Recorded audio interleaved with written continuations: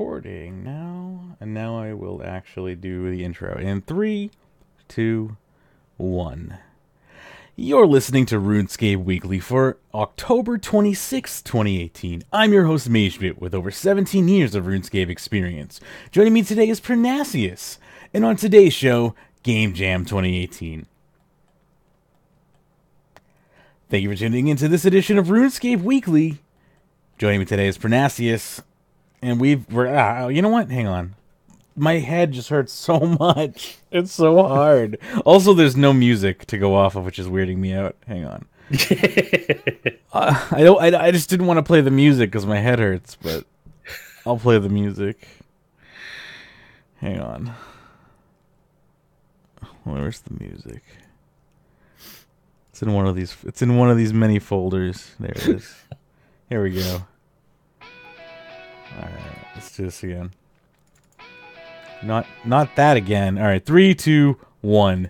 You're listening to RuneScape Weekly for October 26, 2018. I'm your host, Magebit, with over 17 years of RuneScape experience. Joining me today is Pyrnassius, and on today's show, Game Jam 2018. Thank you for joining us.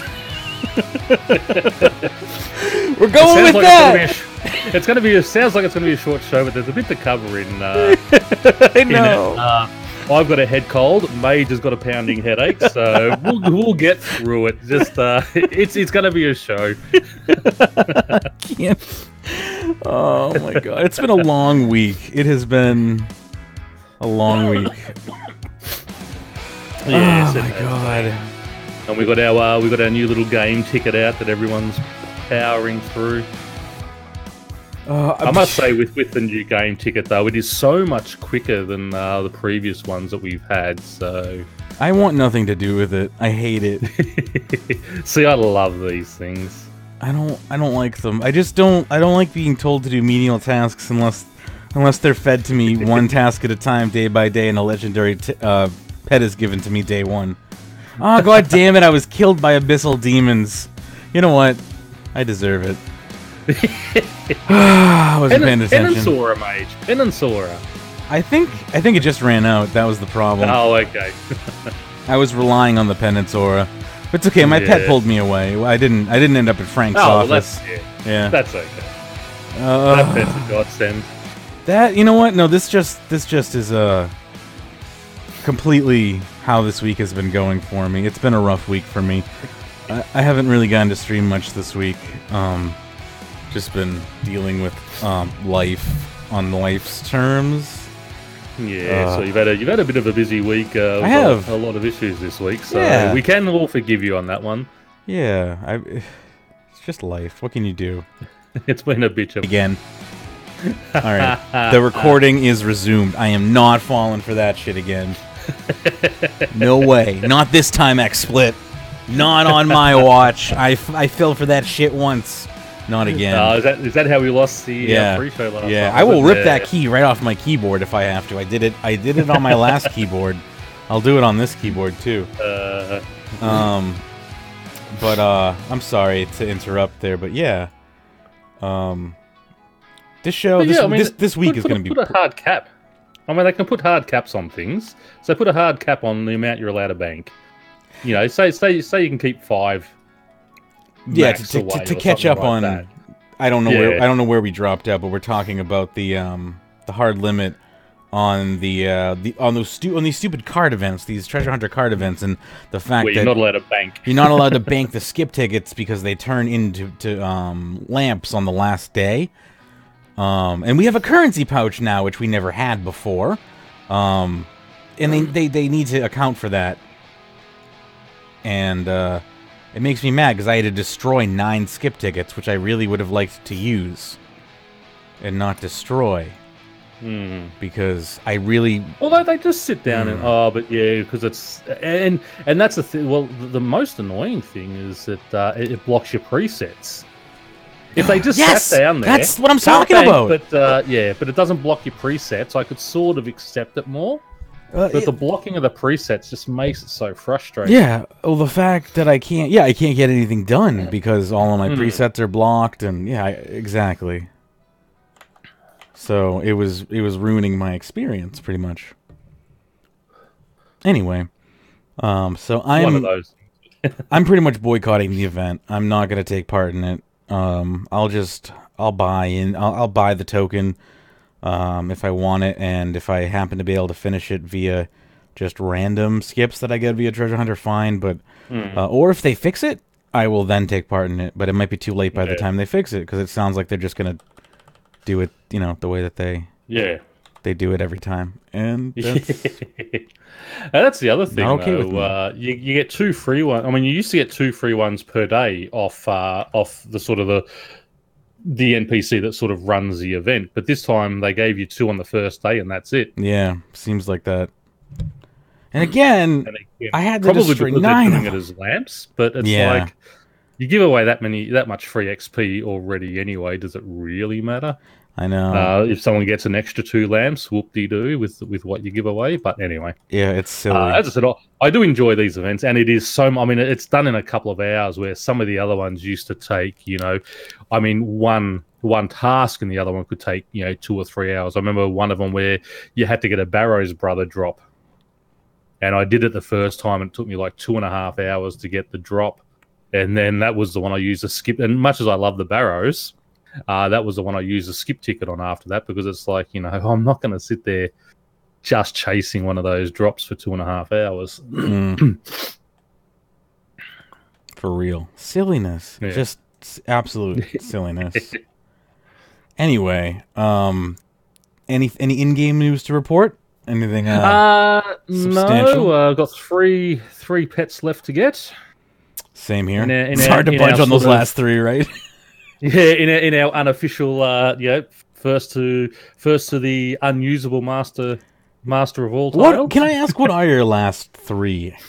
Well, I got the easy ones. I got woodcutting, fire making, and prayer. Oh God! So I have. Those are really easy.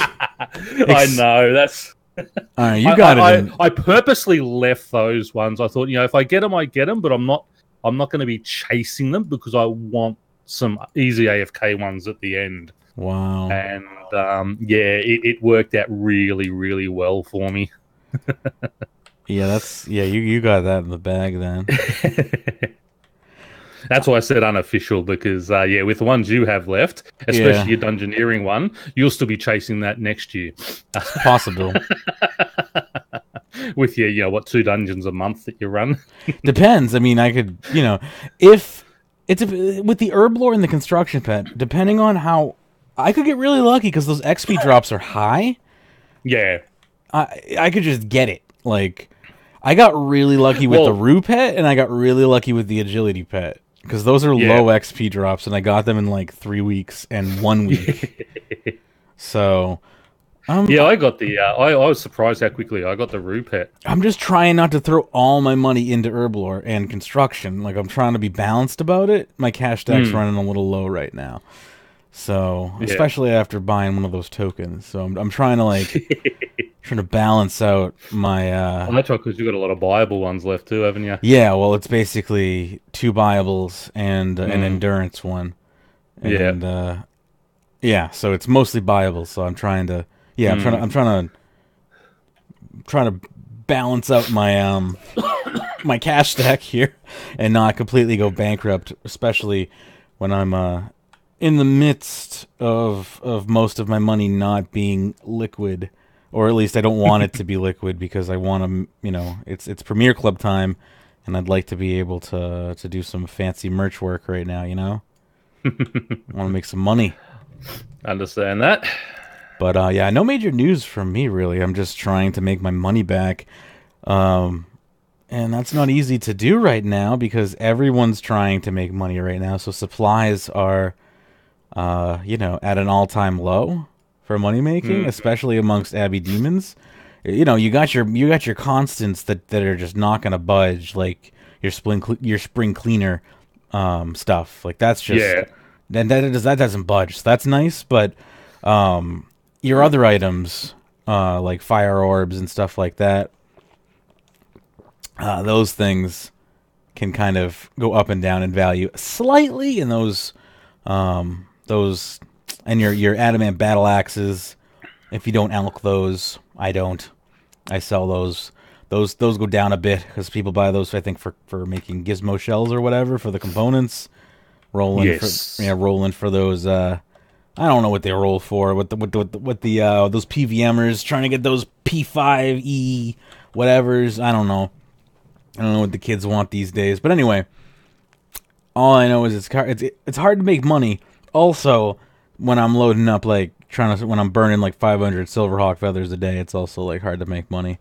It took me a good 2 weeks of analyzing my rune metric logs, figuring out why I was only making like half the money I used to make. And I was like, oh, that's right. Stuffing Silverhawks into those boots costs money. Certainly does. I forgot that the initial cost up front of buying the Silverhawk feathers doesn't the money is still tradable at that point. It's when you stuff the Featherhawks into the boots that's when the money becomes no longer, it's gone at that point, and that's when it hits your bottom line. That's funny. That's when Rune Metrics starts freaking out. Yeah, and I didn't realize that for a good long time. Anyway, that's what's been going on in my life, I guess, really, as far as in RuneScape. We don't got to talk about the real world stuff on the podcast. But, yeah, that's Magebit. I'm just plugging a log down here trying to make money because the Grand Exchange don't take trading sticks. It doesn't. Yeah, let's talk about the Game Jam Showcase then, right? Yeah, so actually, just before we do that, I just want to announce to everyone the next Gillenor Origin Story will be on Virago. I will try and get that, as I said, got the wedding tomorrow, so I'll try and get that done Monday, Tuesday. I'll sort of script it out and hopefully have it by the end of the week. Try and get it out in the first 7 days of November. Also, want to mention, don't forget the second episode of Talking RuneScape up on the feed as well, if you haven't had to listen to it yet. I personally listened to it I listened to it before it was released, like an underground junkie on my live stream while I was editing it and getting it uploaded and everything. Not because I was frantically trying to negate an error that I made on my server or anything like that, but yeah, it was a fun time. So yeah, it was a pretty cool thing. So that's like a little like launch party thing that we do on Wednesdays, is so you can listen to it while I'm uploading it, and then you can also check it out on our feeds as well. So that's a cool thing. Lots of fun again. The newest show on our feed, Talking RuneScape with Pyrnassius and the RR Man. I don't know what we're doing given the RR Man airtime, but hey, can't even show up for the main show. We've got to look up. He said he was going. How you doing? There Hannah? He is. No, it's no, sorry, it's Hannah. Sorry. I didn't look at the names. I just heard what's up, and I thought, that's there. Yeah, I jumped in. What's going on, Hannah? Not much. Cold. That's about it. We are still in the intro, so how you doing? Well, you just told us how you doing. We are about to jump into the Game Jam Showcase. We don't have much on the docket for today because no one's feeling very well. So we keep. I figured you were still in the pre-show. I didn't realize we had started. Okay, cool. Yeah, we're doing a quick show. Pern's not feeling well. I've got a headache. I don't feel very well. I would have had a more professional intro if I knew we were actually in the show. Yeah. Instead of just a random what's up. No problem. We're it's one of those shows today anyway, so that's yeah. Probably if you heard the intro, yeah, you'd fit right in. Okay. It's been pretty laid back. I'm over here wondering why these Abbey demons want to attack me. Sounds like I made it to the part of the show I want to complain about, so good. Yeah, which is probably all of it, because we're just talking about the Game Jam, or just you want to complain about the podcast? I'm confused. Oh, yeah, I want to complain about the podcast. No, the Game Jam. Okay. So that's all of it then. So we're rolling into the Game Jam here. Everything here is subject to change. And we're going to roll right into Mod Ramen's AOD fixes. starting off with boss kill times will be wiped upon login. So it sounds like there's going to be some major changes here. This is mainly because the tweaks change the fight. Well, I guess that would make sense. Mass times no longer get logged. Only tracks when 7 or less players start the fight.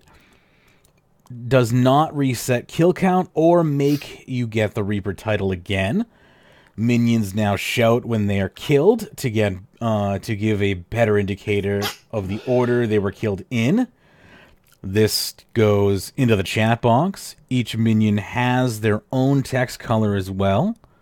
Icicle slam attack. Icicle's defense drastically lowered and HP is now 20k. Bleed is applied straight away. Reduced the time defensives are put on cooldown. Removed putting movement abilities on cooldown when icicled. Nex is no longer prevent players from attacking her when she's phasing, meaning continued combat can be done. She will have 99% damage reduction between phases. Re-aggro. When a player dies inside the fight, Nex will no longer re-aggro onto a random target. Nex should no longer re-aggro any of her mechanics. This re-aggro fixed 2 days of the game jam, but also means this fix can be applied to Solok Phase 2 aggro issues. Okay, so this is apparently a larger fix that can be applied to other bosses as well. Yeah. Now, when I was first listening to this, I didn't sort of hear properly when he says they're going to reset the timer. I thought they're freaking what? Thinking that, you know, I had to get the AOD kill again, but it wasn't for the Reaper title. It was only for fastest time. So I was, the heart dropped back out of the mouth after that one. Okay. Let's see here. Next will no longer prevent players from attacking her when she's... I already read that part, right? Re-aggro. Yeah. Did I read all that? I honestly, read all that. My brain is, again... I'm having massive pains in the back in front of my head. Mage Chest will now unlock the banner for the back slot. Nex's melee hits no longer do cleave damage. They will only hit one person. She will deal increased melee damage to compensate. Increased Nex's HP by 500k. Shadow Orbs were a mechanic that just got skipped and had no effect on the fight. Now they will hit players for less damage, but hit players found in an area of 2 squares from the orb's coordinates. The further away from the orb, the less damage incurred by the player. Be here soon. But even if you just left caches open so that you could go in at any time, it would fix the daily skip issue. But also, like, if you just turn dailies into something that could be done 7 times in a week instead of once a day, that fixes the problem. Because then if you can only log in 1 day a week, you can just do everything. And sure, you can complain that XP would be broken in OP or whatever, but I mean, it's already the way it is for people who can log in every day, and that's the problem that other people have, is that, like, if you have the ability to no life the game, there's a huge advantage to dailies that other people can't get. And see, the whole idea behind a distraction and diversion, and what they were explaining, and I totally agreed with them, it's a distraction and diversion is to distract you from your current training method. The current training method, what you're doing. So you're training divination. Hey, a cache is open. Jump in there and get it. Not, I'm sitting there, doing wood cutting. Oh, look, there's a cache open. I'm going to run over there. And then you've got those guys who set their time and they get up and they've got to run to the bathroom quickly. By the time they get back, that they haven't logged in. They've lost that 5 minutes. They can't get it. Therefore, I'm not going to be bothered playing today. The cache itself was not a true distraction and diversion. It was just an alternative training. I disagree. They are redefining what a D&D is. That's what they're doing. And if that's what they want to do, that's fine. They said that D&D was originally designed as being a distraction from training that particular skill. And that's what they said. That was originally what the D&Ds were. And they wouldn't have made them as powerful as they did. Yeah. That's the thing. Now they're bringing it back to what it was. So, but it's I love that. That is the one change. That there were different levels of D&Ds. That's the thing. There were dailies, there were weeklies, and there were monthlies. Daily D&Ds were meant to distract you from your current that training method. Yeah. Weekly D&Ds were meant to pull you away weekly. They weren't meant to distract you from your daily. They're the ones that are pretty much open all the time. A cache is a daily D&D. We have to think of it from its current scope. Cache is a daily D&D. So it was meant to distract you from your current training method. Let's think of this from its current scope.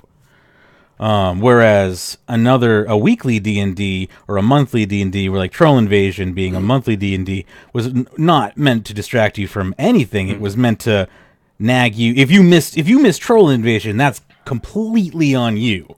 Like that's a whole month to do it in. Yeah, like that's where I think that the miscommunication is coming from. Like if you miss caches, it shouldn't be completely on you because it's a daily. Like it should be. It shouldn't be used as a core training method. They want it to be used as. But like I agree with Hannah. Like it should be open, like to train whenever you want. Like it's a daily thing. Like there should be no penalty. Should that be open whenever I want to run in? What? Fish flingers? Should that be open whenever I want to run in? That's he calls it out. You go down there and you jump in. Well, again. Let's just read through here. We're getting way too off track. Let's see what the actual plan is here. So, the amount of bonus XP given would be equivalent to around 10 minutes of divination training. The convert all memories boost would be given on entry rather than every 3 hours, though the time it lasts would be reduced to 15 minutes max. The other two boosts of 10% chance of double loot from divine locations, and 10% chance to save the sign of the porter charge would be removed. So again, this is becoming a very just divination centric. You're training around the divination skill style training method almost.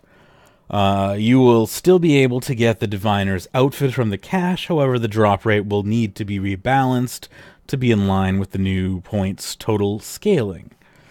These changes would mean that cache becomes a way to further your divination training when you are actually training divination rather than simply a daily way of reaching your desired level without ever interacting with the core skill. And that's the main thing that we're going for. Yeah. I see where you're coming. Yeah, and I think that's a better model overall than what they currently have in game. Like I agree with that. Whether or not that's what they especially with the new Gathixia Memorial cache thing that they do down there. I think it's a better fit. Yeah. Like you're always gonna get me on your side more so when you get engagement with the game over like idle style gameplay. I don't like I don't know, set it and forget it style gameplay. It's just not my style. I agree that with their game, the game should have some of it in the style of weeklies and monthlies. Those have their place, but I don't think that the cache was meant to be that. But and if they sort of reintroduce the cache more as a weekly one, where maybe increase the XP and that, and do it as a weekly drop. Well, there's where you can do things, but there's the memory strands from that are more of a week. They're not more of a weekly thing, but they take more of your week to gather up before you can actually turn them in.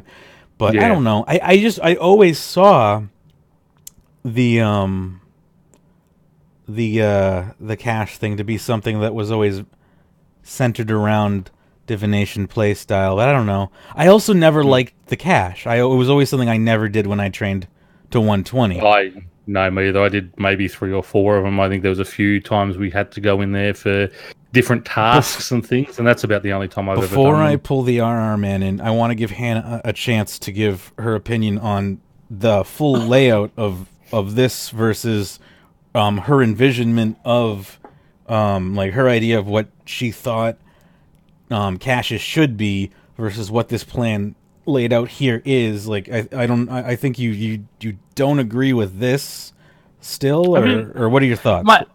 My point is not like this is a nerf, and they have not pitched like fixed dailyscape versus nerf dailyscape are two very different things. Okay. In an abstract, I don't have a problem with these ideas, but setting community expectations by saying we're gonna fix dailyscape, make it so you don't feel like you have to log in every day, and the way you do that is make the thing that people are logging in every day to do like useless.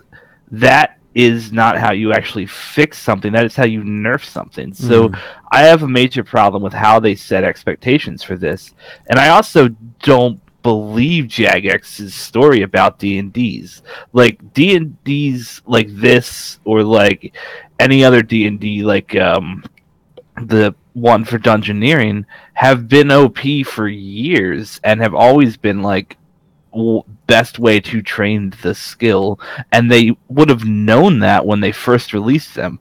So they are trying to redefine what a D&D here is, which is fine, but don't, like, if you expect your community to be happy about it, don't sell it to them as like a fixing, because this isn't a fixing. This is like literally a major nerf to something that was how a lot of people interacted with the skill. And I agree with you in a vacuum that, like, yeah, training a skill is better. If you call it a nerf, though, it's like, I don't think people are gonna, that's not a very palatable way to serve it to people.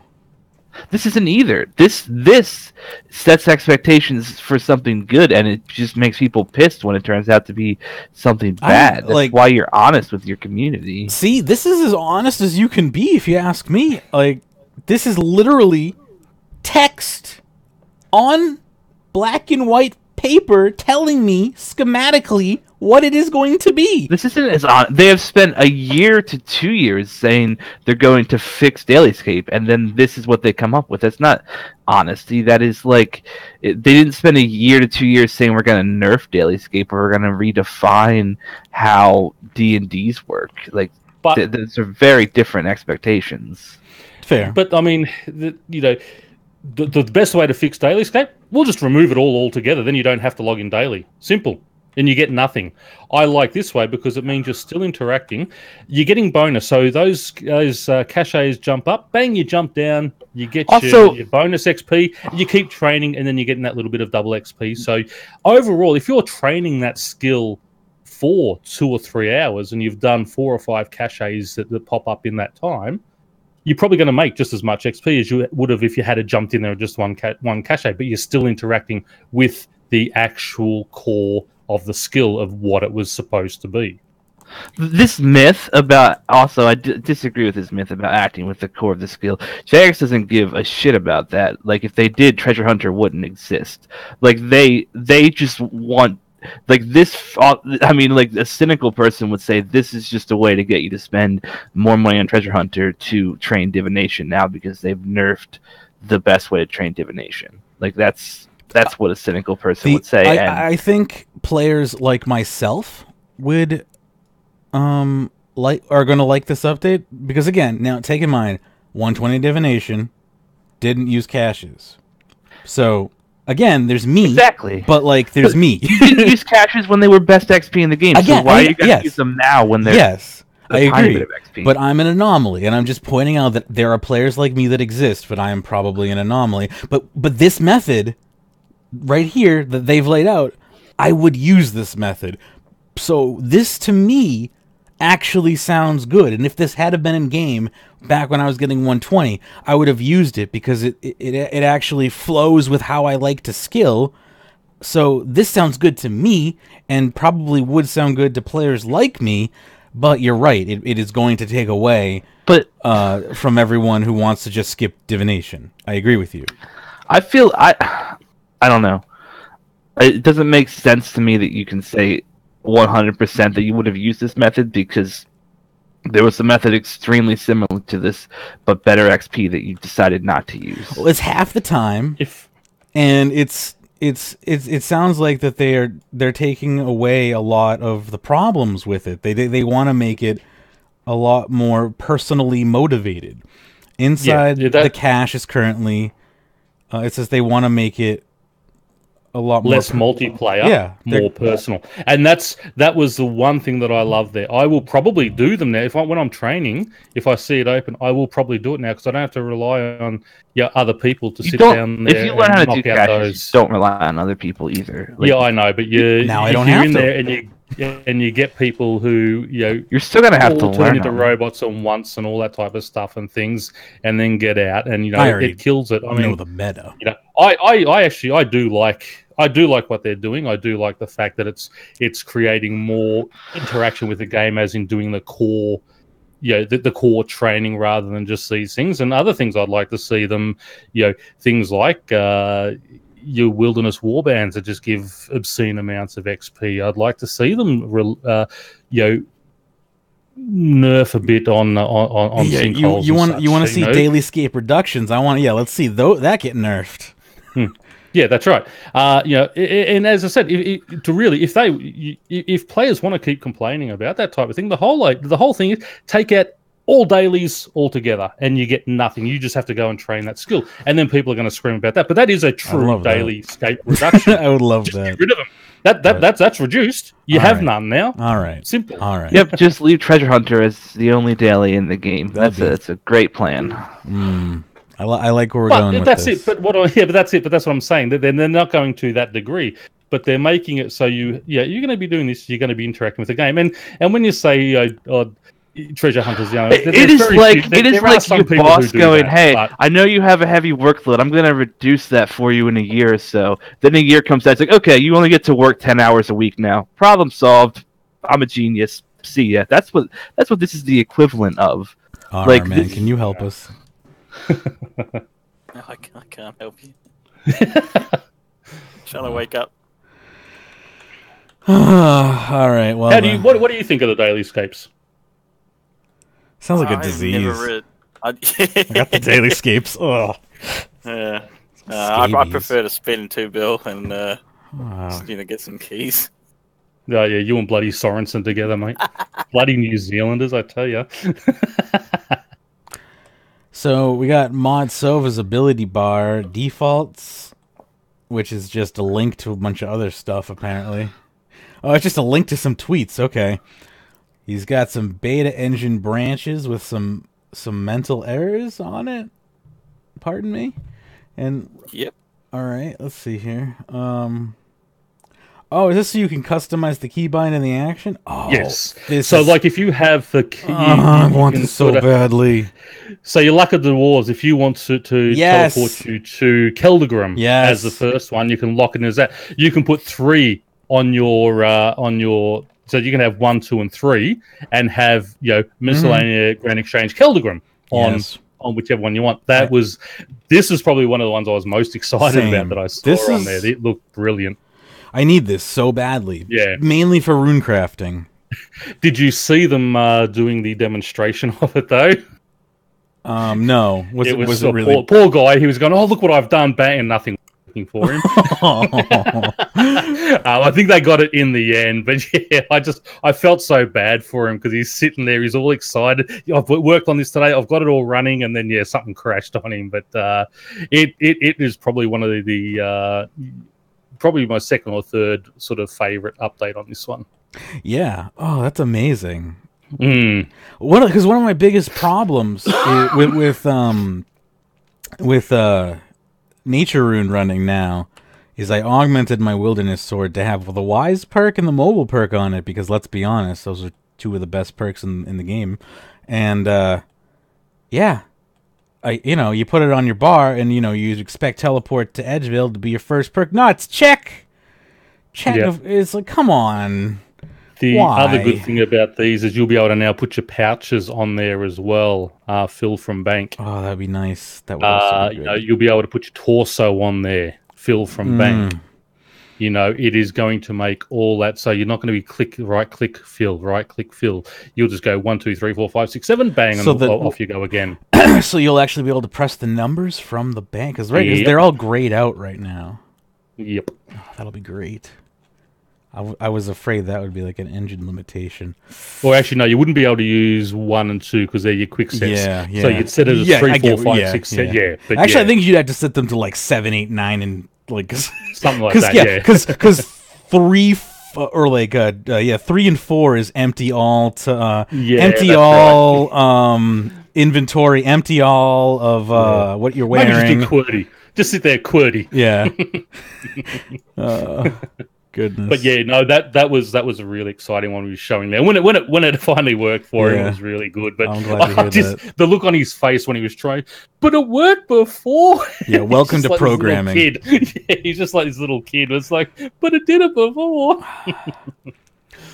But yeah, that was excellent. Something pretty exciting, and if it actually works, I don't know. This has the potential to be interesting. Weapon diversity. Some of these won't even go live, so there you go right off the bat. Some negativity here. These haven't undergone much of a balancing test, but there's a 33. And again, if I can, they haven't gone any balancing. No, they were just did them. Like initially, the dagger was like 100%. Crit hit, bang, it did it, and they go, no, that was just you team that up with one of the other weapons, and it was just like you'd rip something down in no time. So what they're going, that they've they're going to be trying them all out. They've got to go through QA, they've got to go through balancing. But again, a lot of them, they sounded really great. A dagger and a scimitar sounds like really exciting. The whip, I love what they've done with the whip. It sort of makes him a good slaying weapon again and such. So, but anyway, I'll let you read it on. Alrighty. Let's see here. So there's a 33.3 hard cap on crit chance outside of guaranteed crits. Legacy. Some of these will work in Legacy. Some may not. Weapons can span over multiple types, giving some effect over types that could be identified. My brain's failing. Giving the effect of types it identifies as. My brain just failed. Multiple synapses there. Weapons can span over multiple types, giving the effects of types it identifies as. I still don't know what that means, as a human being. Can anyone, translate that for me into English? I don't know. And player messaging is part of the project to communicate these things to the player. These will work in Dungeoneering as well, apparently. So the dagger, it's a melee weapon for those of you who are unaware. It will have extra crit chance versus unaware enemies. Stunned, plus 5% main hand, plus 2.5% for the offhand with the first hit for out of combat, plus 10% main hand, plus 5% offhand with a flanking. I guess that's if you have the flanking perk, I'm guessing. Plus 3% main hand, plus 2% offhand. There's some notes here. In testing, these stack additively and on top of existing crit chance modifiers.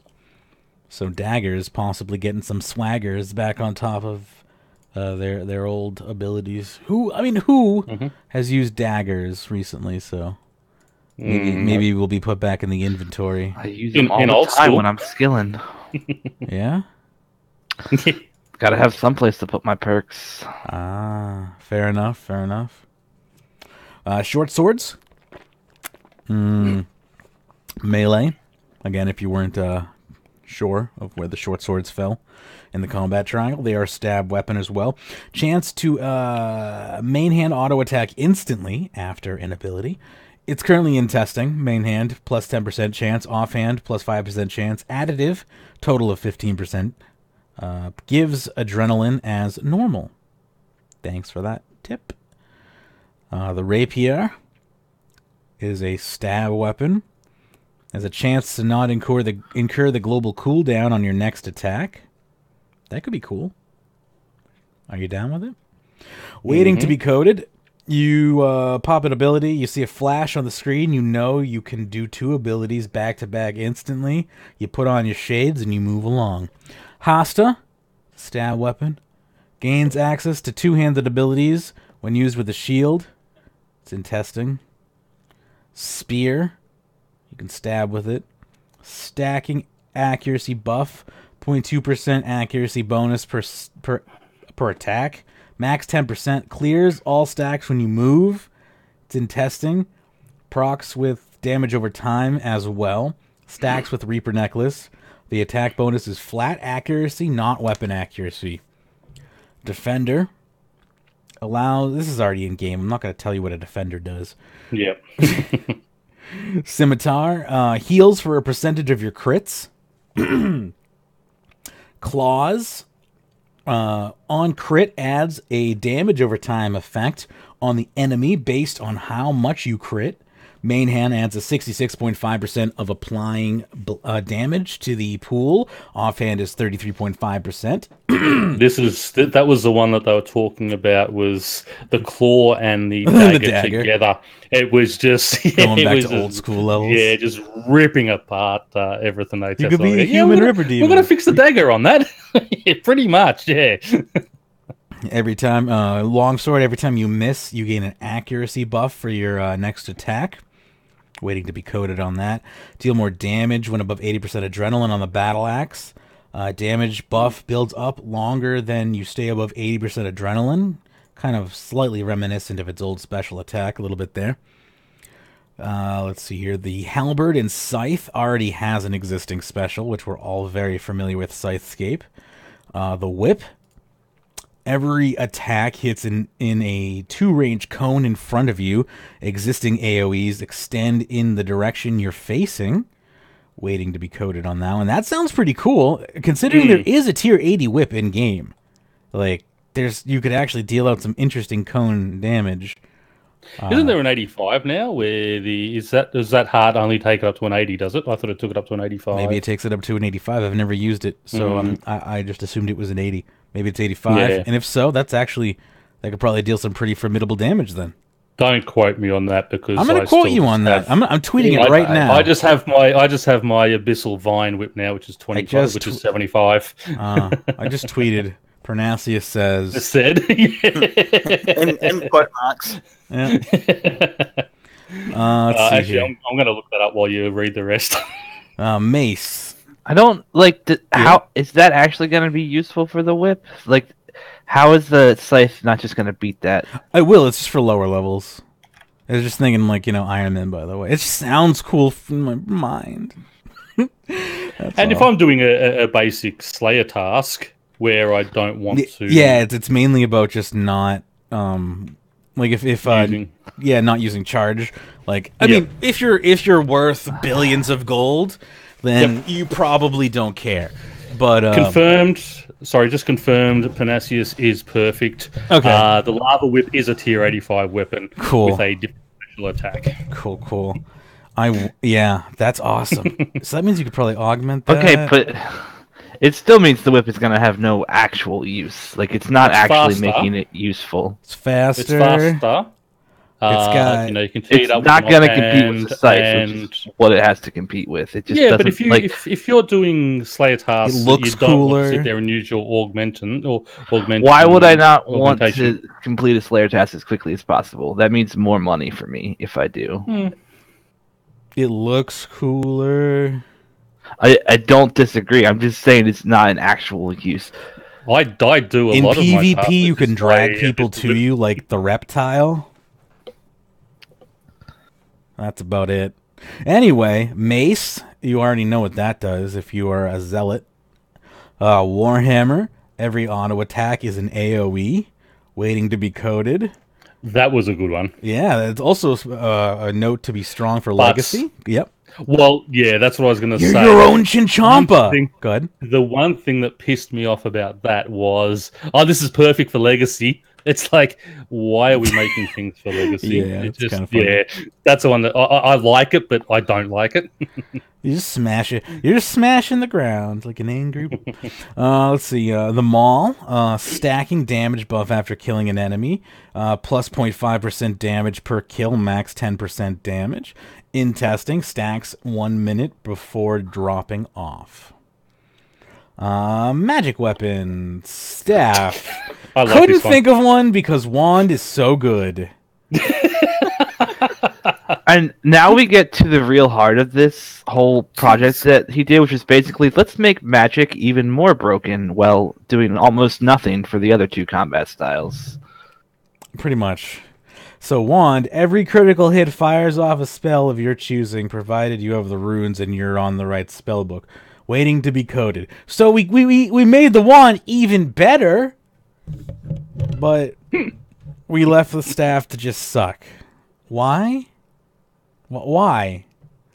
Orb increase crit chance while the opponent has magic damage over time on them. Waiting to be coded. Book boosts spell effects. Waiting to be coded. Rebounder allows the use of both dual wielding and shield abilities. That's the rebound is basically the defender in the magic form, so it's existing already. Yeah, never heard of it.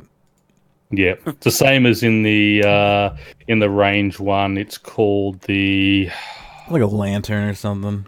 Yeah, can't actually remember off the top of my head. Repriser. Gotcha. Looks like a lantern. Anyway, yeah. Again, they just screw over all the two-handed styles, don't they? Not just two-handed styles. This is a ridiculous buff to Magic, and like I said, the other styles have some stuff that sounds kind of cool, but when you look at it, it's not actually going to be useful in any meaningful way. Let's see here. So Magic spells fire. Enemy explodes in a 1/1 AoE on death. In testing, a 3x3 mob spawns version. What? Click on that, and because they originally did it with a 3x3 AoE explosion. Oh, well, that and they did it at Epic Demons when they dragged the things in, and it was just like someone dropped 25 Gin Chompers. That many? And as each one was dying, it would cause that explosion as well. It was just. Are there actually amazing. That many Abbey Demons up there? No, I think they spawned. I was going to say, I don't remember that. Yeah, no, they spawned more to show it, but just to show how bad it could be. Okay. Because as they were dying and killing the next one, and then it looked really good. We should just remove all combat styles but magic. I think that's what we're really getting to. I think it's just time to do that. Apparently, that's just what Jagex wants to do. They really meant RuneScape when they named it RuneScape. It's Ramon's favourite style, isn't it? That's why they didn't get rid of Fortic auto attack altogether. Air, chance to deflect enemy attacks, waiting to be coded. Defensively focused. Air is the go-to. Newbie one. Sorry. Water, gain a 0.5 damage to each time. Whatever. Nobody cares. Earth. Every third hit. I'm just mad. Sorry, I'm a little mad that Magic is getting this much attention, and the other combat styles are getting left in the dust. It's just because Magic has always been this overpowered, literally for the past decade. It's not like this is anything new. It's been made since the EOC. It's since the EOC. Okay, it just feels. It used to be Meleescape. It did used to be Meleescape. Yeah. And then they bought out EOC and it became Magicscape. Yeah, that's true. How long? That's been since 2012, basically, hasn't it? 2012, yep. Yeah. I knew it was something about 2012. That was the end of the world. Why am I not? I need to activate my... Anyway, let me move on to ranged here, I guess. Earth magic, every third hit deals more damage, but now there's a reason for people to use fire magic, I guess, over the other types of magic, I guess, was the real... Well, not just fire. I mean, fire would be... You use that for Slayer. You would... I mean, right now, everyone just uses air because it's the cheapest, I think. Mm-hmm. So, this would make people, I'm guessing that Earth would probably be the... Earth or water would be the go-to if you were bossing. I don't know which one's more powerful, but... Yeah, so it would kind of rebalance that a little bit, but... the air is basically going to be... useless. I guess maybe learners will use it, but it's the thing is with Soul Splitscape is even deflecting enemies' attacks doesn't matter in Soul Splitscape because the best thing to do is to do more damage. Yeah. That's how you get good at anything in this game, and it will be that way unless they literally remove Soul Split. That's not going to happen. No, it's not. Ranged short bow, deal more damage the closer you are to the enemy.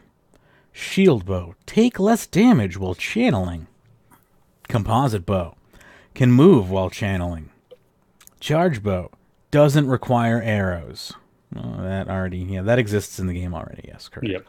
They're going to be looking at the SGB and Zarite. They're going to add another effect to those. Okay, cool.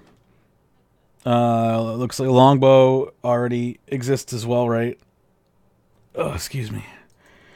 Two-handed crossbow is getting standing still for 8 ticks.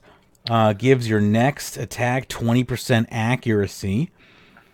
And bolts have an increased chance to proc. Buff gets used up each time. That's an interesting one. I think it's kind of niche, though. I mean, especially there's a lot of bosses in the game currently that require high accuracy, but the current meta is you just don't go to those bosses when you don't have an aura for them, and they're also moving away from the idea of accuracy as a mechanic. So I don't know. That's a very a niche feature, basically. Yeah, that's interesting. I don't know when that would really be used at older bosses mainly. I don't know. I mean, especially because you can't stand still for that long, and a lot of places where that would be useful, you can't stand still for that long. Like racks, for example. Well, if you're using a crossbow, you can stand back, and all the attacks don't affect you. But yeah. Pistol crossbow and one-handed crossbows. Chance to double hit on basic abilities. The repriser has its existing abilities. Darts add stacks to an enemy that lowers its defense. Stacks drop off. Affects NPCs, not the attacker, for a group of encounters. What? I don't understand the group of encounters. Stacks drop off. It affects the NPC, not the attacker. I think they mean basically the effects only for the attacker for group encounters, not the attacker. I don't think he's worded that right. I don't the NPC. I think the effects only work for the attacker, not the whole group. So it brings the defense down for the person throwing the darts. So if there's 3 people there, I'm using darts. No. You're using a crossbow. I don't understand it personally, but yeah, it means it is a group effect. It means that it will affect the NPC instead of affecting a single person. Okay, so it is good for groups. Yeah. Yeah, so it's a group debuff basically. Cool. Knife stacking damage buff drops off fast. The thing about darts, though, there's the biggest problem with darts, knives, throwing axes, javelins. Not augmentable. None of this stuff is gonna, unless they figure out a way to let you perk this stuff. It's even if you give it these cool effects, it's not really gonna be a thing. Unless there's tons of new low levels in the game, and they actually want. I mean, even if it's just to maintain perks, right? Because darts, as they stand, maybe they'd be useful as a switch, right? And then it would become a switch in range. But you're not gonna switch and reset all your perks. So even if it's just you need to maintain crackling or aftershock or whatever as a thing, that's it's just no one's gonna switch to darts to lower defense and lose all their progress in proccing their invention perks. Let's see here. Throwing axes, chance for the ability to chain on the nearest target for a max of 5. Can stack but rolls again. Javelin hits the first 5 targets in a line between you and your target. Travels past target. Range of 8. And Chinchompas already have their existing abilities of AoE. And now on to the best idea that anyone has ever had. Added ETA for player imports, and it works with the captain's log. That's good. I don't know if it's the best idea, though. Sorry. I know how much Mage loves these ports. So, coming up along here, we have an idea for Mod Shawnee. Now, all good intentions. Now, or how does it go? The road to good intentions. The road to hell is paved with good intentions. Thank you. Hannah, why don't you take this next section here, because my brain just is made of fried eggs. Is that how that goes? I don't know. Yeah. All right. So the thing Mod Shawnee worked on was Group Inspect. ability to see your inspected group members' inventory, worn inventory, and beast of burden. The updates are live, so if they eat food, it will show it. The other thing he worked on was Raids Practice Mode. You can right-click Practice Mode once the group is made. There are 3 options, and added an ETA for player-owned ports, or for the captain's log, which is what Pern was joking about. Obviously, well, I guess I shouldn't say obviously. I think the thing that I have a giant problem with, and I know this is going to be super controversial because there's some people who love it, and I'll try to lay out my argument in a way that makes sense, is group inspect.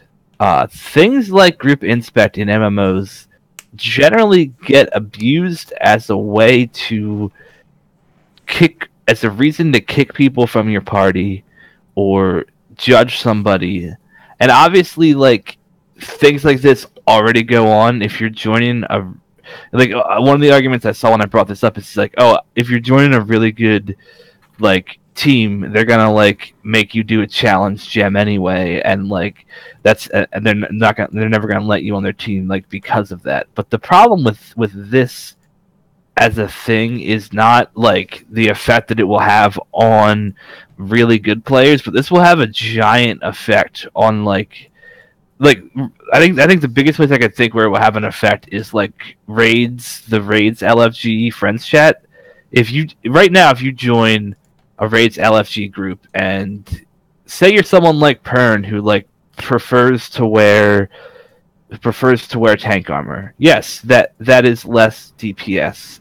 But that is like someone's personal choice to make. It doesn't mean that they're garbage at the game and shouldn't be on your team. And I realize that some people are going to argue against you with that because you can see the comments. Like I saw so many comments that were like, "Yeah, finally, people will have to pull their weight in Raids FC," but it is not like this. Like as I preach often, this is a freaking video game where you're supposed to have fun. Like, if you want to be efficient and that's your fun, sure, fine. But if you're joining a pickup group, you should not be required to be some PVM god, or even like what people will consider, and not even PVM god is the wrong word, but like you shouldn't be required to have the best armor in the game and the best weapons in the game. But I can guarantee you that if this update comes out as is, here's what will happen. Someone like Pern will go to join a Raids FC group. He will be examined the second he joins the group. They will see that this person is wearing tank armor, and they will be insta-kicked from the group. That will be what this update will cause. Shawnee talked about this update and why he made it as a way to help learners. And this has awesome potentiality in that. Like in a world where people aren't jackasses, this would be amazing, because if you have a friend who you're trying to teach how to, even if you're just getting into PVM, you're trying to teach them how to do something, you can literally, when I learned a lot of this crap that I learned from David, it was a lot of him sending me screenshots of this and that inventory. This can just be literally like, hey, examine me and copy my inventory. Or like, if you're taking someone to a new boss that's super hard, hey, I'm going to examine you this entire fight and see when you eat, when you do this, when you do that, and help you and teach you how to do it better. And that would be amazing. But really what this is going to be used for is, oh, you're in my pickup group and you're not wearing what I think is the stuff you should be wearing. See you later. Or even it will be used to judge you mid-fight. Because like you said, it's live updating. So at a high level, I could easily see this being like, oh, you know what? I don't think Johnny over there is really carrying his weight, so I'm just gonna examine his inventory for the next 5 kills and see what dumb shit he does, so I can get him banned from the team. This stuff just, it breeds negativity, and it breeds an elitism that is already too rampant in the game. And there are definite plus sides to this, but there are also major downsides. And like I said, an elite team is going to be super judgmental no matter what, and I understand the argument that those spaces should exist, but it's not just going to hurt the elite side, it's going to hurt, like I said, the pickup group side. That's my biggest worry, is like places like Raids FC, which are already a garbage fire to go to, will become even worse. I mean, this is like I've played other MMOs. I've played World of Warcraft, which doesn't have like an examine like this wouldn't do anything in World of Warcraft, but World of Warcraft has group DPS meters, so you can measure anyone's DPS, and it absolutely leads to just major toxicity and like, oh, why aren't you you're not carrying your weight, kicking you from the group. And I get that at a high level, maybe that's a valid thing to do, but it's not a valid thing to do if you're just starting a random pickup group. Like, you should not be judging someone's everything if you're in Raids FC looking to, do a raid. And this idea that like someone's not carrying their weight because they're wearing tank armor, or because they can't afford. Yes, I know T70 armor is better and is arguably cheaper, but maybe you're someone who does a lot of ports but doesn't make money, and therefore you have ports resources and can make tank armor, but you can't afford it. Or someone who this person doesn't have doesn't have the noxious, not the scythe, doesn't have tier 90 magic weapons. That's what I'm trying to say. Someone comes into your group with tier 70 magic weapons. Oh, I'm going to kick them because they should have at least tier 80, if not tier 90. Like, what the hell? Like, that is what this is going to cause. Anyways, that's rant over. And I think I just want to say, go ahead. I just wanted to say, when Hannah was using me as a thing saying doesn't mean that I'm no good. I am no good. It was just to say that it's someone wearing the same gear as I do.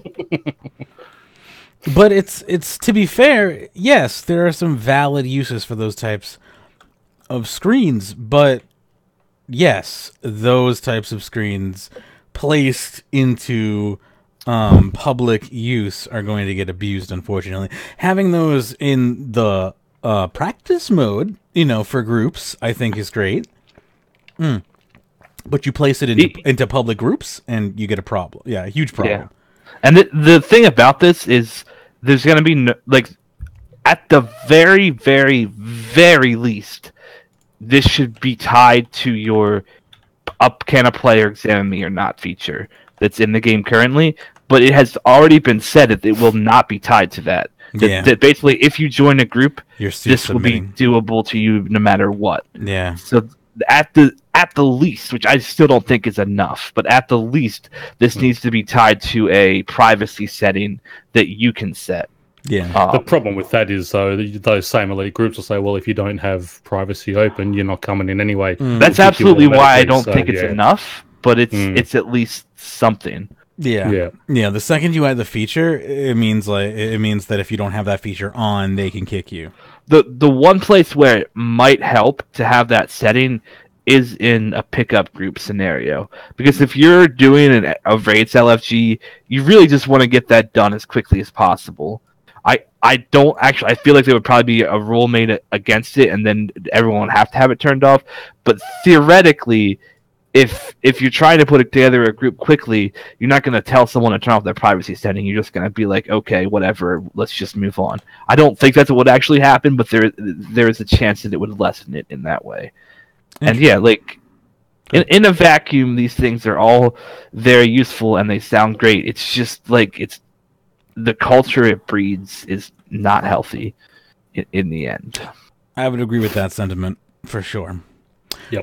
Real quick, just congratulations to Killer Bunny on that 120 strength. That's a pretty big milestone right there, and we'll keep moving on with. Can I get my pre-grats for the woodcutting pet that I'm going to pick up during the show? Sure. If you think you're that cocky. Live stream luck. We're not live, so. What? Didn't we go live? No, we're not live. We're just recording. Oh, there you go. Oh, okay. Yeah. Magebit doesn't want you to have the pet. Exactly. He did say that at the start too. It's okay. I'm trying to keep that pet. I'm trying to suppress that pet luck. See? Die, Pyrnassius! Die. Anyway, moving along. RuneScape Poison's friend to achievement. I have microwave lasers pointing at Pyrnassius' house. All right. Let's see here. Mod Stew. So Mod Stew doing Guthix's work here and keeping up the new player experience. So really cleaning up the new player experience, Bloodpack has been updated to better reflect how combat has evolved since 2012 and build on Vanaka's guidance. Reduce the tactical debt in making quests. We'll be able to spend less time setting up quest systems from a dev point of view. Added more options to the sort quests by interface. Recommended tick box will show up quests that follow our current standard. Older quests will recommend if their rewards are core, such as they unlock curses. We've made it clearer which quests are voice acted, and removed the path system altogether and replaced it with the achievement path child window, and added more achievement paths altogether.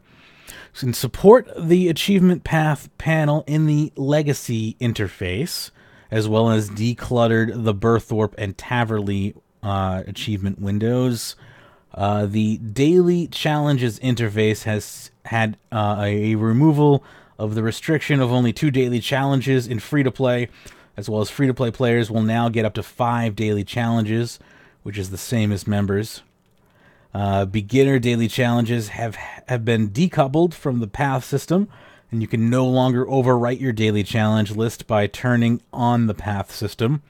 Beginner challenges are now only given to a new player and will now be replaced with proper daily challenges when completed and re-rolled. The tutorial for the daily challenge system is now triggered on a second login after exploring Lumbridge. While Gothic Sleeps currently has several requirements intended to increase its prestige at the time, but which aren't needed for any narrative or mechanical reason, inflated requirements make it difficult for us to build on existing stories, and many more Grandmasters have since been created, so this project trims back the requirements to that the quest truly requires. So there you go. Some mod stew just cleaning up a lot of the new player experience, bringing it more in line with where it should be in 2018, helping new players get up to speed. Just, what you would see with any modern expansion to any MMO, helping players kind of get up to the modern gameplay as fast as possible. And I had my say on that last Friday. I won't do it again. You did. It's great. I love the stuff Mod Stew does. He always does cool stuff. Yep. Let's see here. Mod Ravens player-owned farmhands. A farmhand is an upgraded that can be purchased from Granny, which adds a specialist to the farm. Specialists provide useful features and functionality to the farm, but have an ongoing bean cost in order to maintain them.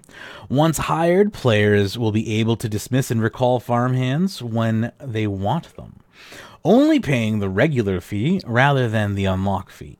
Some farmhands will provide ongoing benefits, others will need to be assigned to a paddock in order to provide their full benefit.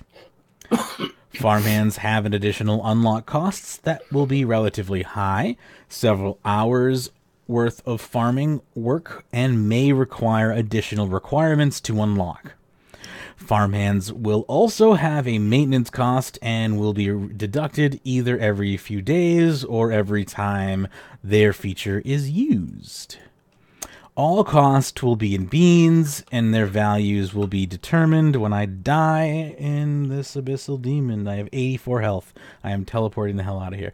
Farmhands will have a maintenance cost after they're deducted or every time their feature is used. All beans and have their values determined later.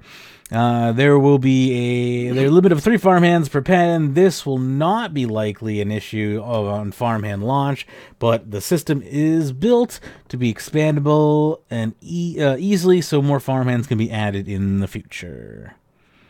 Let's see here. So there is the babysitter. This farmhand is applied to a particular paddock. Once applied, all animals in that paddock will no longer age past adolescent. Cost will be taken once the animals are removed from the pen, so it only charges per animal, not every time. It prevents the same animal from aging. Of course, it needs a better name, they say. The collector. The farmhand only applies to the breeding pen. Thereafter, when breeding pen is full of animals, it will continue to breed, but will be converted to unchecked versions of their breed and will be stored for a limited number of animals. These animals will be stored on the farmhand. Payment will be taken when each number is taken off of him. Needs a better name. It is the best one, though. I agree. The Collector. And then there's the Trapper, which is a special type of farmhand.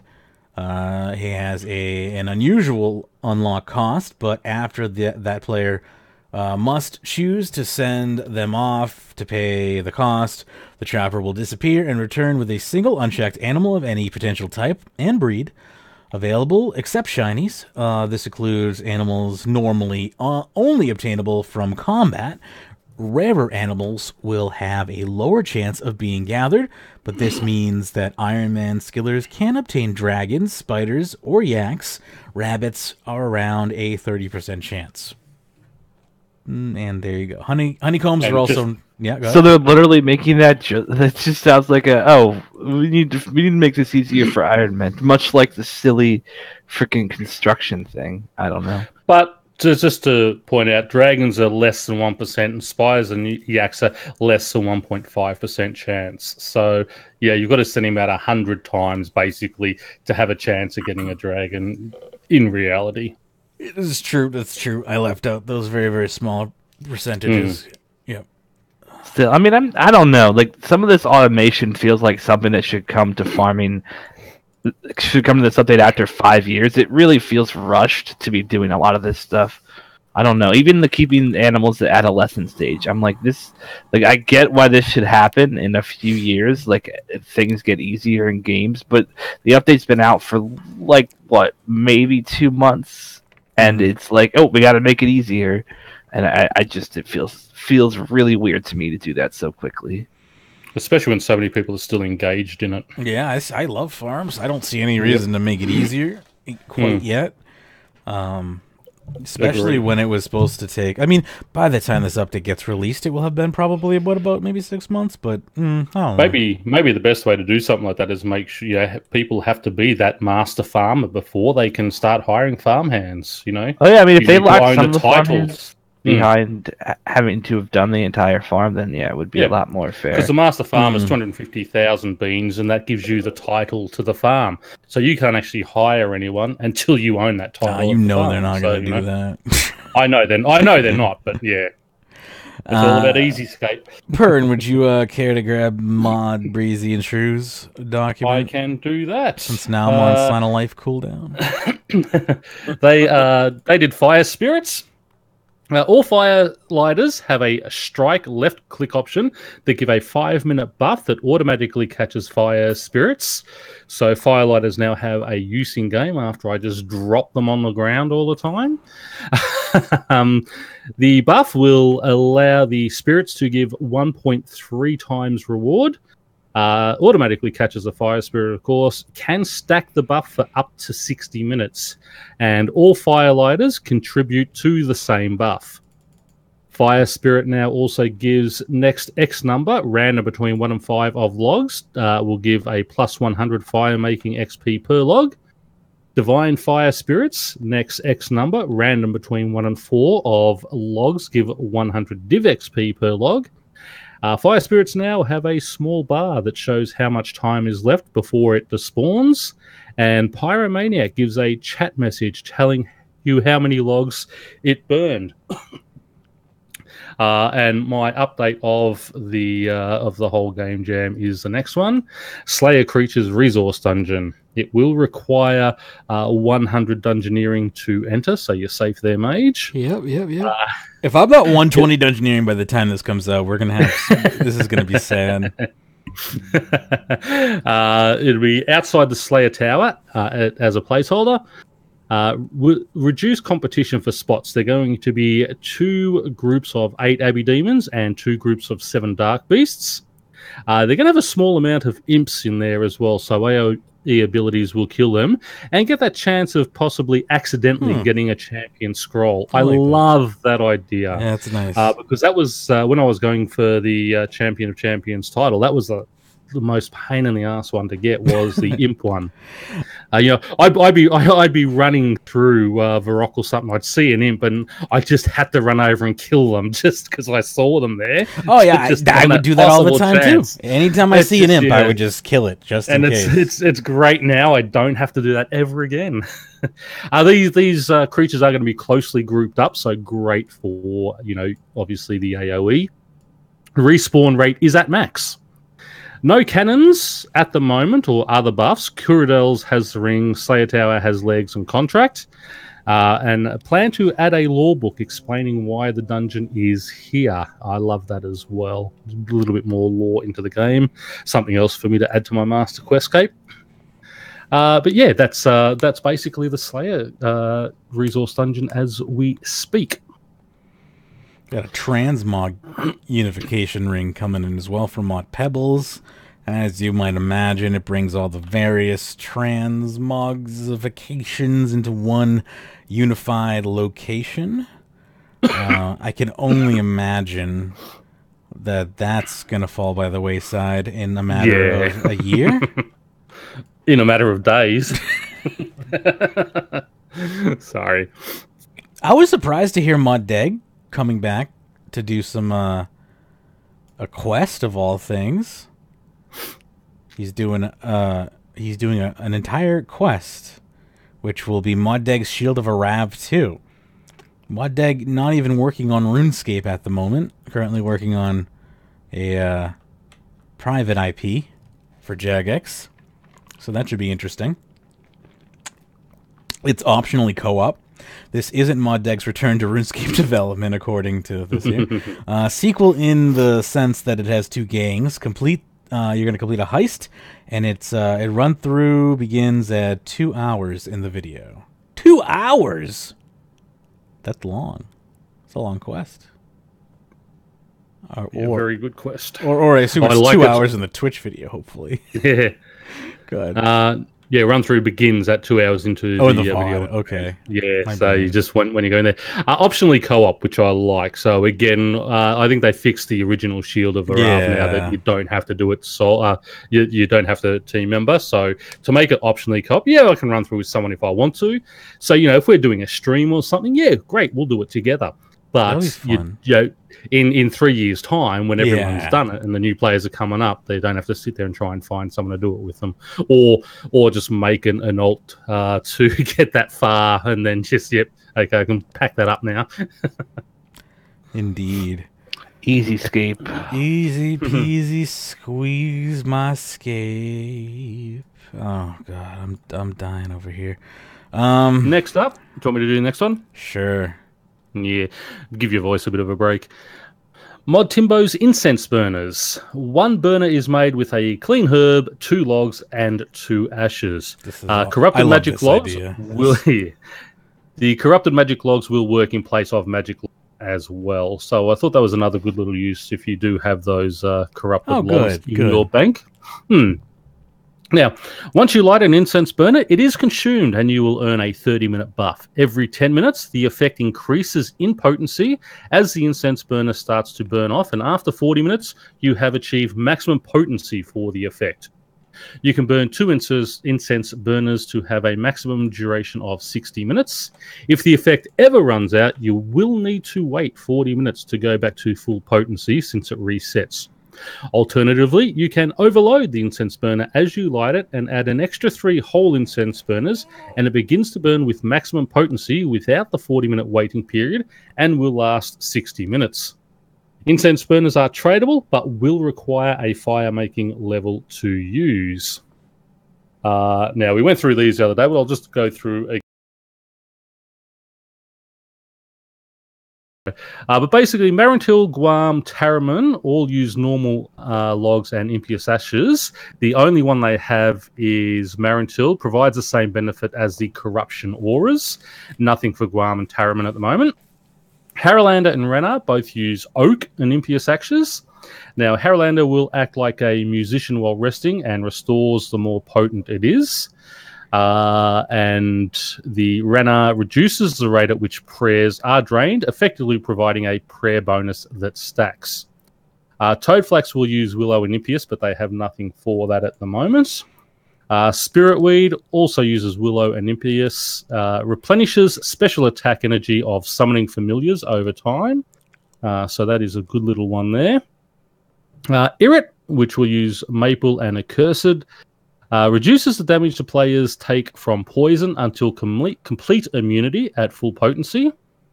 Wigali, they don't have anything for at the moment. Avanto will use Acadia Logs, so with Accursed Ashes.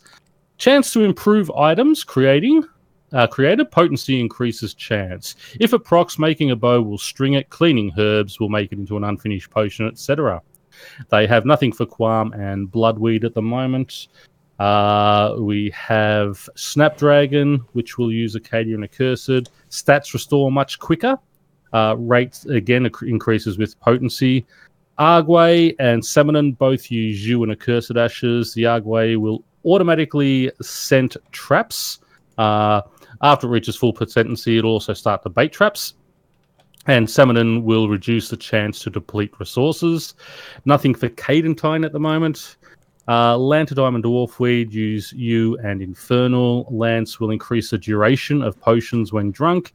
And Dwarfweeds will increase chance to bank items that are produced or dropped by monsters.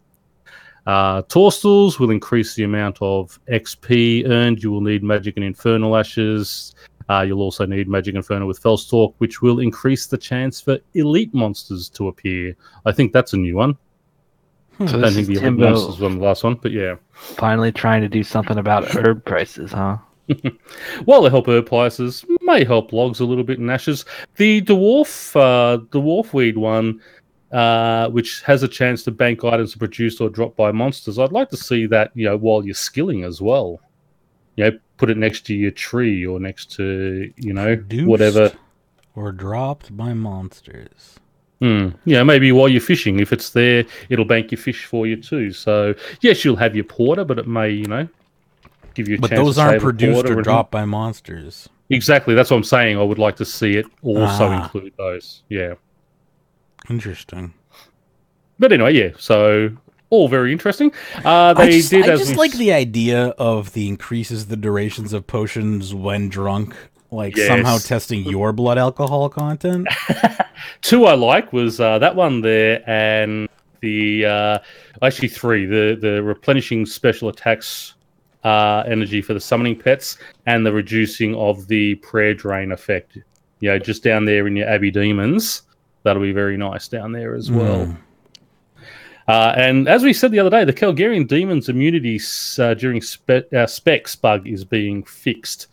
Didn't realize, as we said, that was a bug. I thought that was part of it. So, and Mod Cell is working on moving all runes to a central shop. So, again, easy escape. You don't have to run to the I'm different... gonna freaking... I'm a mass buy Dwarfweed now.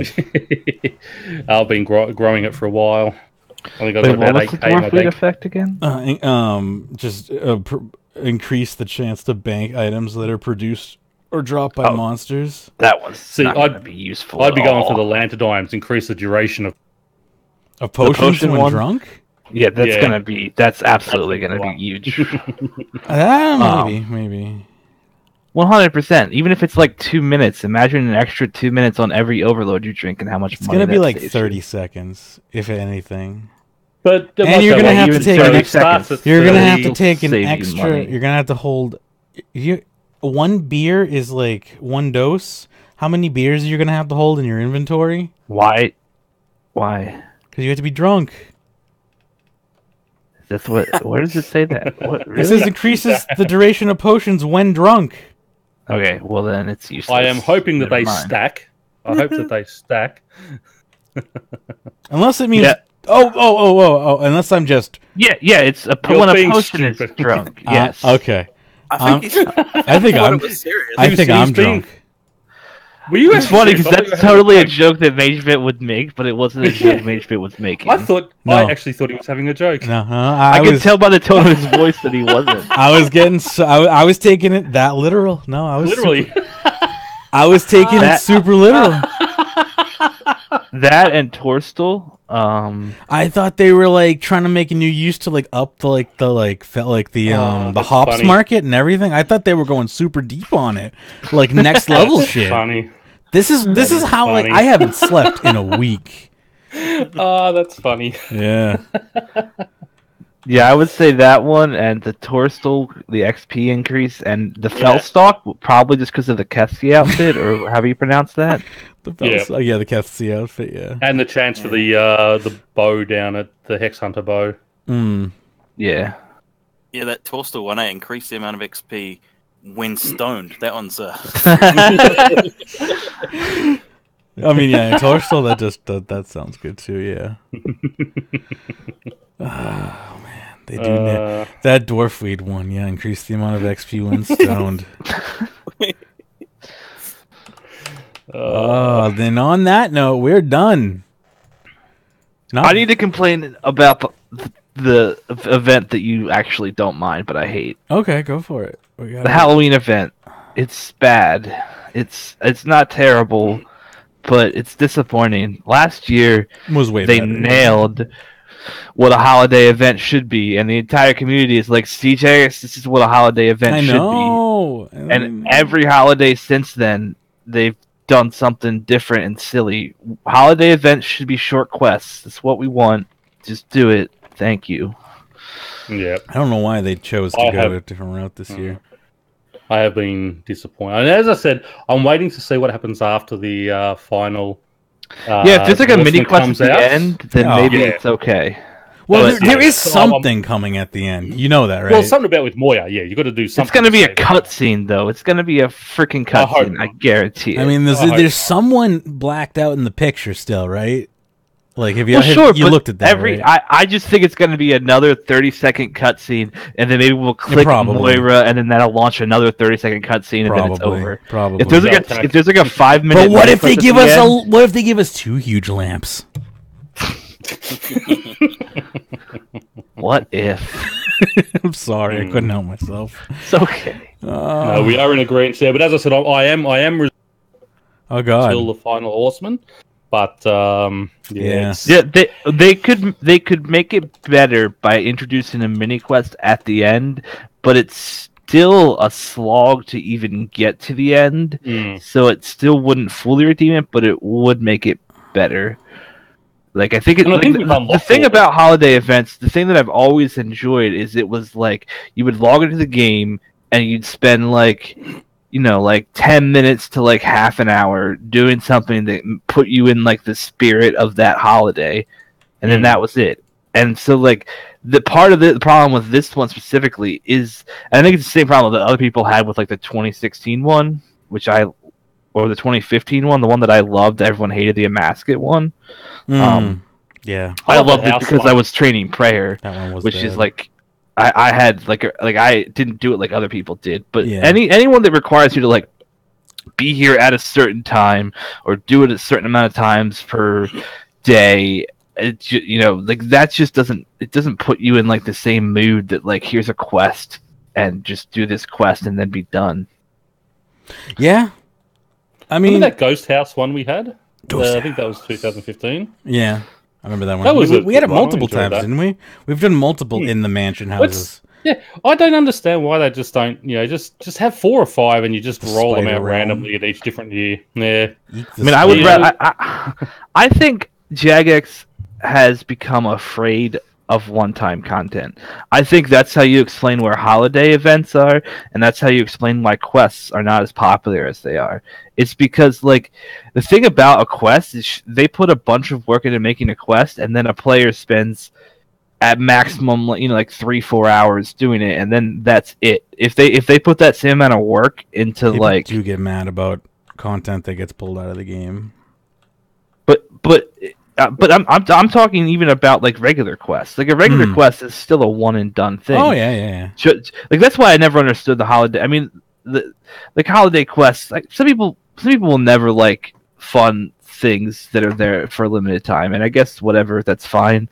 I mean, but I personally have always enjoyed that aspect of RuneScape. But even just like regular quests, it's like the return on investment of like, okay, so I could spend 3 months making this regular quest that you'll do once and spend 4 hours in, or I could spend 3 months making this piece of content that's just like another grind, but hey, it'll be something you'll probably do for like 20 hours instead of 4 hours. So I kind of have begun to wonder if that's why we see less quests in RuneScape, is because they want to make content that lasts longer, which I completely think is the wrong approach to have. But I'm trying to reason why they keep, because like it was like, we complained for like 2 years, like, give us holiday events that are quests, and then they did it, and we were like, yeah, thank you, and then they just went right back to doing it the other way. It's like, God, you literally fixed course and then just like threw your wheel the other way and like purposely ran into the telephone pole again. Like I don't know why. What was that analogy?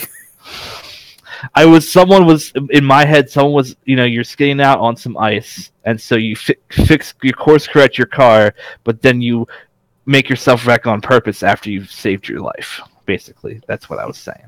Okay, that checks. Don't be Jagex. Don't be Jagex. Don't make video games. Video games are bad. Haven't you heard? Anyways, second rant over.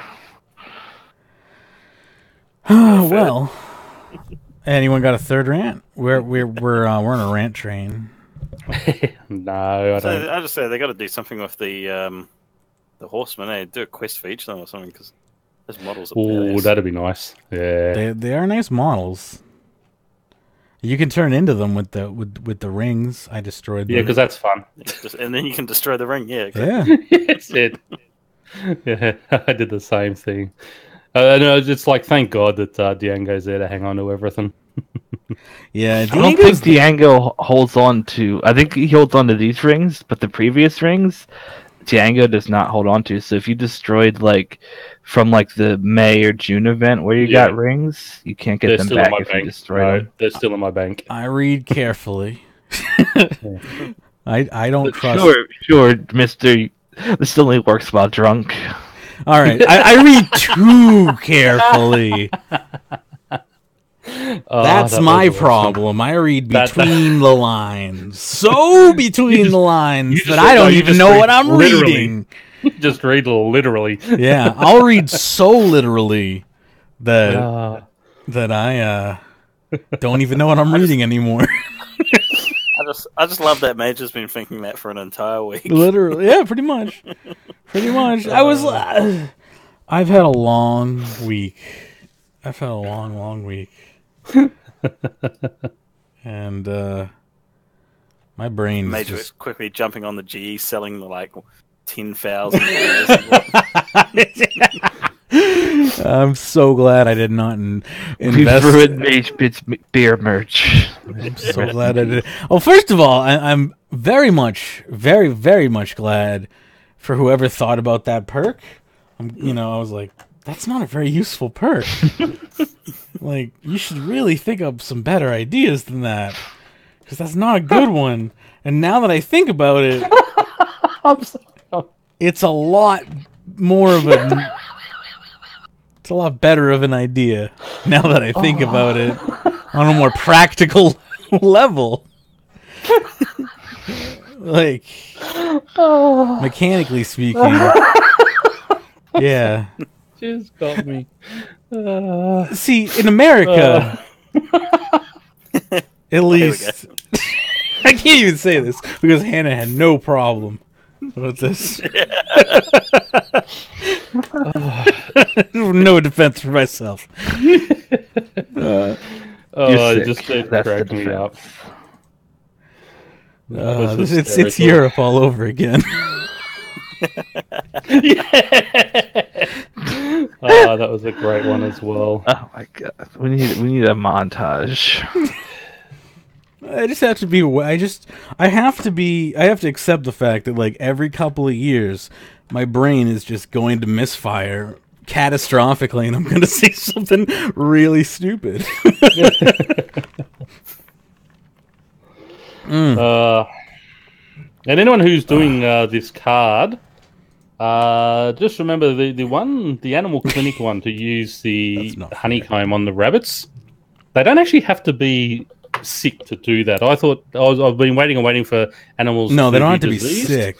No, they just have their health low. I didn't Yeah. realize that. I've been sitting there just waiting for animals to get sick to feed You them. monster. Finally found out today that no, I didn't need to do that. So yeah. Yeah, just get their health a little So bit. if anyone else is stupid as me, you don't have to worry about that. All right. Any final plugs or thoughts or comments before we wrap up this podcast? Excuse me. No, just remember next Wednesday we'll be talking RuneScape again, and Virago Origins will hopefully be out within the next week or so. Cool beans. Looking forward to all that stuff. Thank you to our patrons who voted for Virago on that, and everyone will be enjoying that within the next couple of weeks. Thank you very much to Pyrnassius and the RR Man for continuing to produce Talking RuneScape. I've been enjoying it, and many others have as well. I'm sure. Don't forget to thank Pyrnassius and the RR Man for their work in that as well. And in the meantime, let me switch over to our overlay here. But in the meantime, you can find us on social media. We got a Facebook page for you, facebook.com/RSWeekly. Twitter as well, @RSWeekly. We're on Discord as well, runescape.chat. Or you can find me, Magebit, #8888. You can find us also on the web. runescape.club is our Rune Clan information. Kill, Skill, and Chill in-game for you as well. You can check out my progress as well. I'm going to be real shaky going through this because my brain is just throbbing. Both lobes just throbbing. RuneScape.expert is my on-the-web progress. RuneScape.video is our YouTube channel. RuneScape.chat, that's our Discord channel again, just because we like to say it so many times because we, it's just there. RuneScape.today, that's our podcast archive. You can help us out if you'd like. God knows we need it. Patreon.com/RuneScape. One-time donation. PayPal.me/RSW. Thank you so much for your ongoing support. Our top Patreon supporter being Sudwood and 10 others as well. Thank you so much for your ongoing support of Runescape Weekly and Talking RuneScape and all that other stuff that we do here. And don't forget, if you get drunk, burn those herbs, you'll get a lot more drops. Yeah, don't think that your potions are going to last longer, though, because that won't work. Happy escaping. Drinking does not increase duration. Don't drink and escape.